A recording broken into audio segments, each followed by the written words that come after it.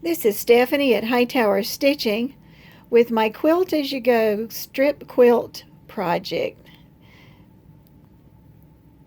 And this all started because I had a box full of batting left over from the quilts, and it's the strips that were the long part that were left when I cut the sides off for the quilt.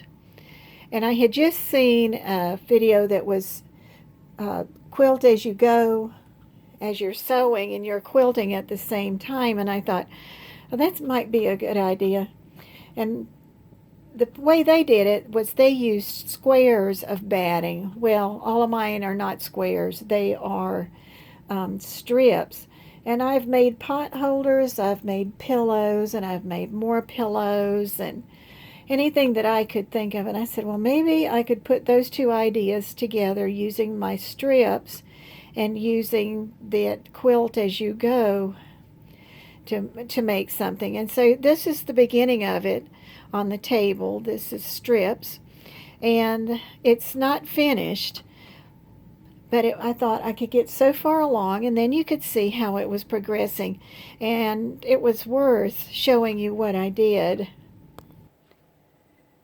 And not only did I want to get this box of batting down a little bit, I just hated to throw it away. But I also thought when I got done I'd have these strips and I could do some free motion quilting going down through the strips. It's starting to look like it's not going to need that. It's going to be so quilty, but that was my other idea. So the first thing that you'd want to do if you want to try this project is to take and cut your strips into consistent widths. So if you have a strip off of a quilt, fold it and then cut it to its widest width. And then I just sort of put them in piles, like I'd have a 3-inch pile and a 4-inch pile. And then I moved over and I started thinking about what fabrics could I put together. And so I really liked that purple one in the center. And I said, I'm going to try and build something around that.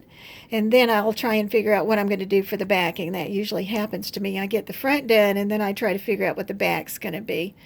And I found out what the back was going to be in a funny way.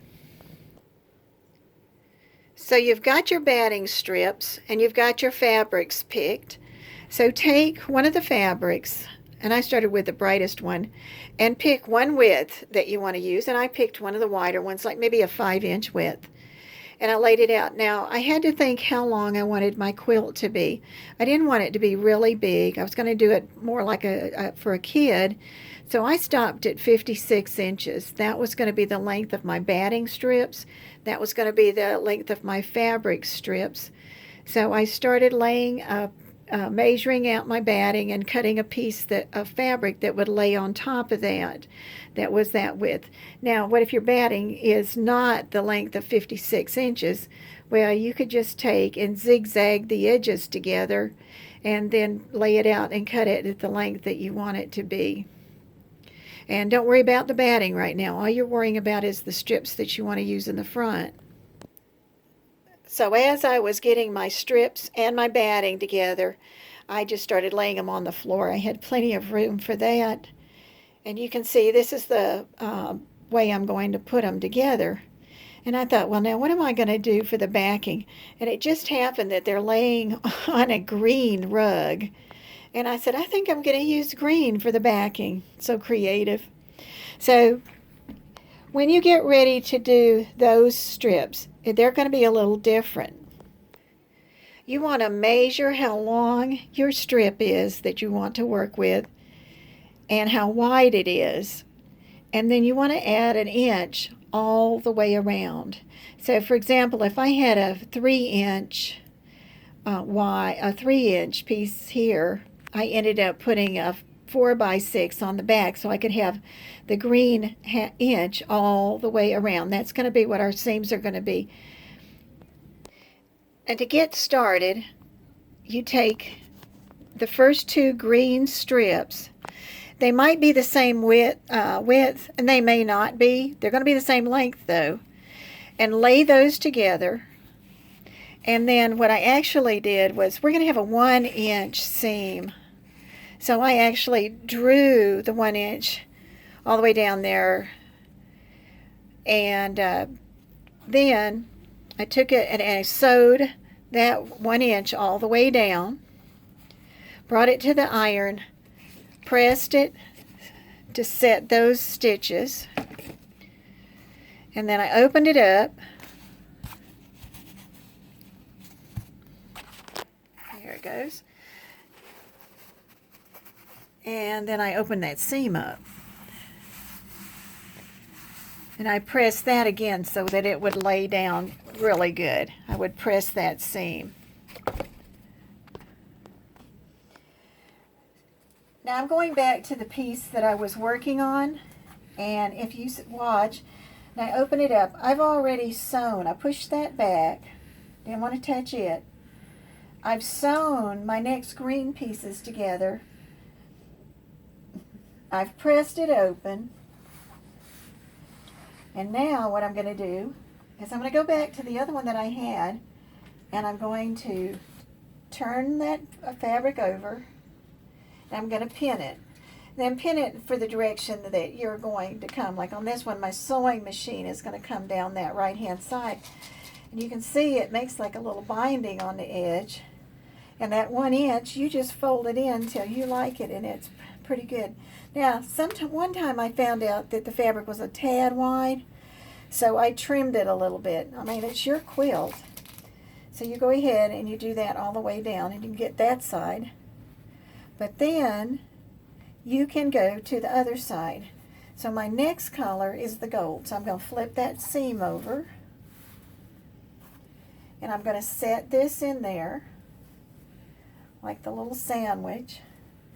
Line it up against that stitching line there. Pull that, I pulled that out. Now I'm ready to pin this one. Now this one, I'm going to come at it from this direction, so I want to put my pins going that way.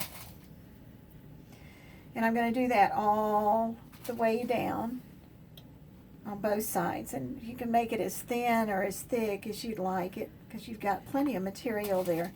And it's going to be good and solid.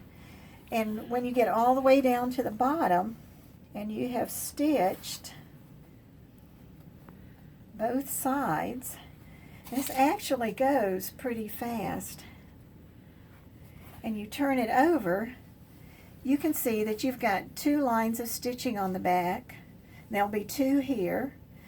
And then when you get all the way done, if you want to do some kind of stitching down through there, and if you've used a solid background, then you'll have that to show also. But if you start to feel it, it feels really quilty already the way it is. And then what I do after I stitch those is I'll get my next piece, mark it with 1 inch, put them together, stitch them down, iron them open, and be ready to go ahead and tack this one down that way. Now when you finish on the ends, you've got 1 inch out there. So you can work with it, and you can either put another binding on there if it's not even enough for you, or if you've left enough material.